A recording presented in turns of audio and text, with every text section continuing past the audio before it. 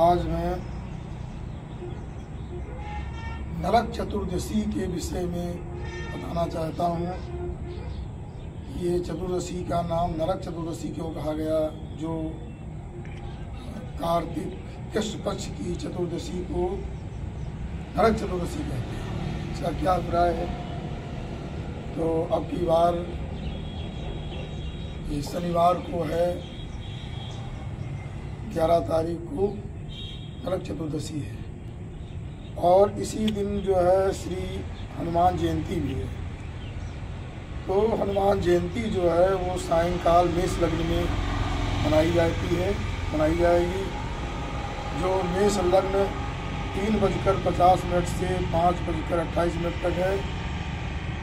और मैं विशेष रूप से बताना चाहता हूँ कि नरक चतुर्दशी इसका नाम क्यों पड़ा। तो कहा गया है कि नरकाय चतुर्दशी, जो नरक से अलग करने के लिए, नरक से बचाने के लिए, नरक विमुक्तये चतुर्दशी सा नरक चतुर्दशी, जो नरक से बचाने के लिए, नरक में हम ना जाएं। और नरकी यातनाएं जो है बड़ी कठिन होती हैं, जानते हैं। नरक में यहाँ जीवन भी कभी कभी नरक बन जाता है। और दूसरा जो है नरक लोक है, जहाँ पर जाने पर अनेक प्रकार के कष्ट भोगने पड़ते हैं। उससे हम बच जाएं, इसलिए नरक चतुर्दशी में जो कार्य हैं उन्हें करना चाहिए। सबसे पहली बात तो ये है कि नरक चतुर्दशी में यमराज को दीपक जलाना चाहिए। तेल का दीपक यमराज की दिशा होती है दक्षिण दिशा में उनको दीपदान करना चाहिए। और दीपक कैसा होना है? चतुर्मुख होना चाहिए। चतुर्मुख चारों तरफ जलना चाहिए। चतुर्मुख दीपक जो है यमराज को अर्पण करने से, उनसे प्रार्थना करने से कि हमारा जो नरक की यातनाएं हमको प्राप्त होने वाली हो उन्हें आप नष्ट कीजिए, जीवन हमारा मंगलमय, मुझे नरक न जाना पड़े, ऐसी प्रार्थना करके यमराज को दीपक देना चाहिए। और ये भी कहा गया है कि जो है त्रयोदशी में भी दीपदान करना चाहिए। और कहना चाहिए कि सूर्यजा प्रियतामित, सूर्य के पुत्र शनि, सूर्य के पुत्र यमराज, और जो है क्योंकि सूर्य के पुत्र जो है ये यमराज है। यमराज जो है वो प्रसन्न हो हमारे ऊपर, क्योंकि यमराज के पास क्या है कि ये इनका नाम मृत्यु है। यमराज का नाम ही मृत्यु है। इन्हीं का नाम काल भी है। इनके 14 यम माने गए हैं, तो काल भी नाम है। ये अपनी शक्ति के साथ और अपने जो उनके आयुध हैं, पास और दंड के साथ ये उनकी पूजा करें, उनका तर्पण भी करें। चतुर्दशी को दिन में प्रातः चतुर जो यम हैं इनका तर्पण करें। चतुर्दश जो यमराज होते हैं उनका तर्पण करें। और सायंकाल जो है सूर्यास्त के बाद प्रदोष बेला में उनको दीप अर्पण करना चाहिए। चतुर्मुख दीपक अर्पण करें। त्रयोदशी को भी अर्पण करें और त्रयोदशी चतुर्दशी दोनों को चतुर्मुख दीपक अर्पण करना चाहिए। और एक बात और भी बताई गई है, कहा गया है कि व्यक्ति को प्रातः काल जो है शरीर में उबटन लगा करके स्नान करना चाहिए। तो जो भी होता है वो शरीर के दोष दूर हो जाते हैं।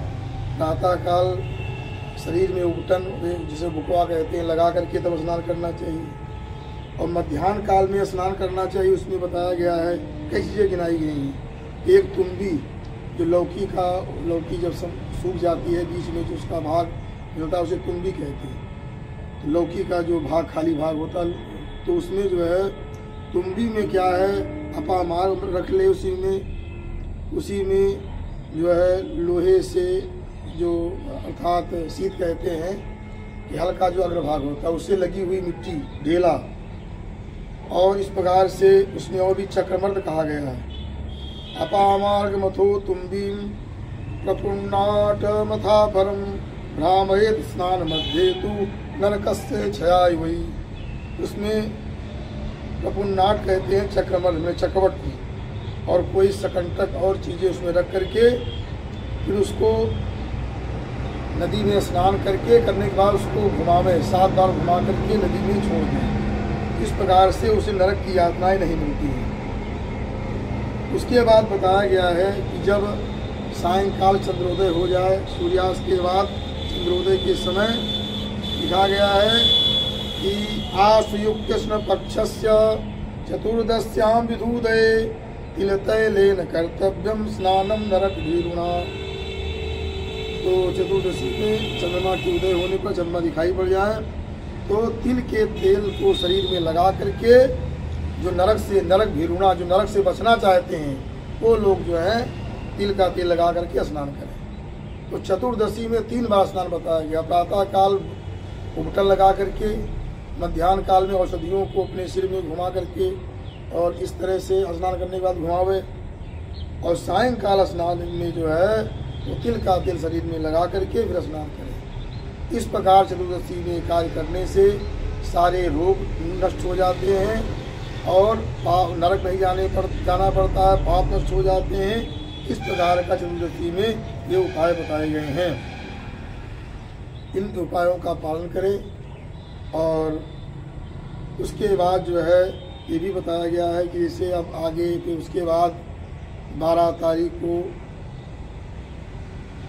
ये दीपावली है। दीपावली में हम वीडियो पहले बना चुके हैं, डाल चुके हैं, लेकिन मैं विशेष चीज़ बताना चाहता हूँ कि रविवार को जो दीपावली है उस दिन ये जो 2 लग्न हैं, एक तो वृष लग्न है जो 5:25 सायंकाल 5:25 से 7:20 तक ये स्थिर लग्न है। इसमें लक्ष्मी घर में स्थिर हो, इसमें पूजन करें।